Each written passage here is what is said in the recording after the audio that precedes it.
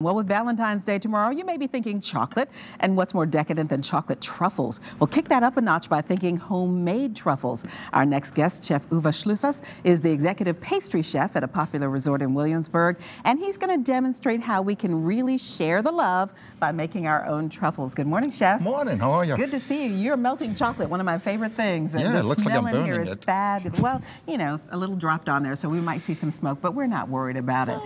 Chocolate truffles are so decadent, but if you make them yourself, they're really not that difficult, are they? No, they're not. There's few ingredients, and the most important part is it's good ingredients.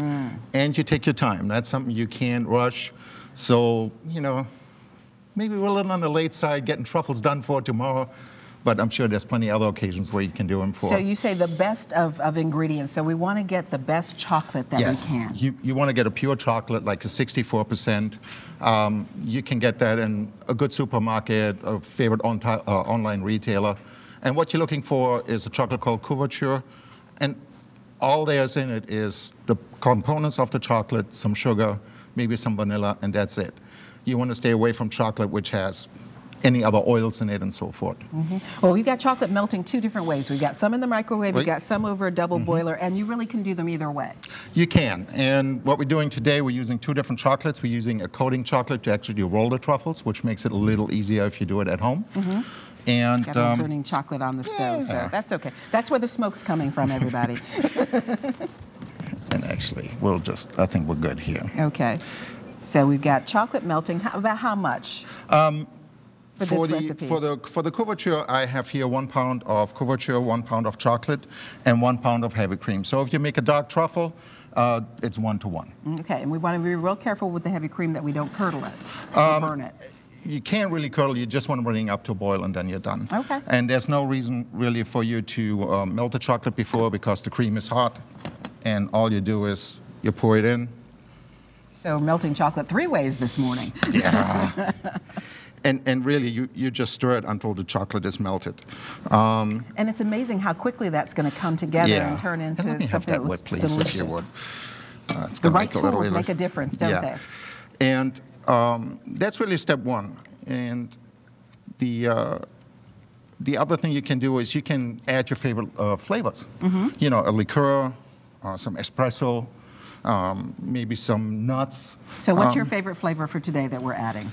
Actually, Grand Marnier. Ah, a little orange flavor. Little orange flavor. You can put some orange zest in it, and really, if you look at it, beautiful. That's all there is. Add now, a couple is there a drops of step that. where that has to go into the refrigerator for a little bit? You really do not want to put this in the refrigerator. Oh, okay. Was it going to seize up the chocolate? Yeah, you want it nice and creamy, and of course this is TV, so everything is magic. Okay.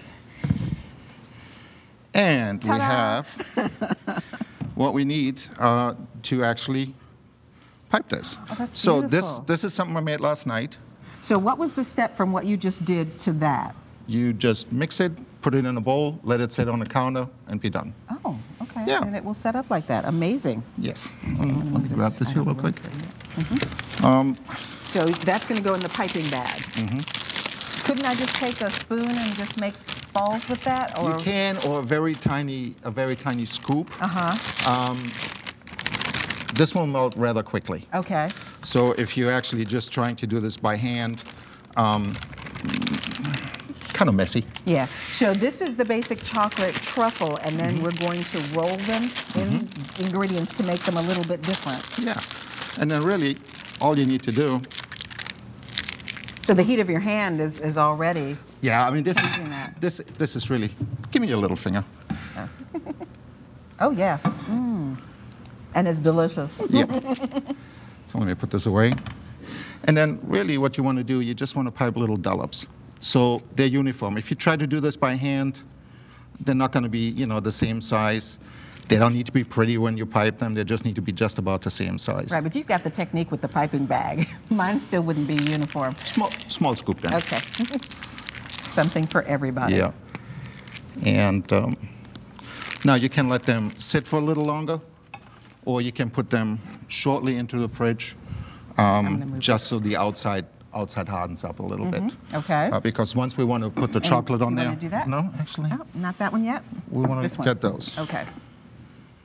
So those We've got have, many steps here in many different places. So- So, okay, I'll take that. those we just shortly refrigerated. So if you touch those, they're a little firmer. And all you have to do is actually now round them. Then they become the truffle. Then they become the truffle. And then you've got some different toppings that you're going to put them in. You so. can roll them, straight into chocolate. See, you push down a little bit, and they become a little soft, and the cocoa And it will. just sticks. And if you wait for a little bit, they will firm up again, and you can use them like that without rolling them into chocolate. We were talking about oysters earlier. Does chocolate have the same kind of reputation? I think it just tastes good. I think you're right about that. So You can't go wrong with and those. here we go. Here's the magic fridge, and Okay. this is number 3. Okay, so So now we put those in the fridge until they harden up a little bit. They're a little harder. They're firmed up.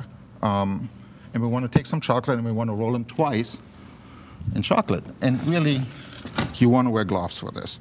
and get a little messy. Yes. But that's okay because it's chocolate. You just put a little bit on either side and you roll them. Oh, that's a great technique. And you do this like once or twice. Let's, What you yeah, need? we have another tray here. Okay. A little bit of everything going here. Yeah. So So it looks like a lot of steps, but it's really several easy it's really steps. not. And if Yeah. you don't rush it, you can make any flavor you want.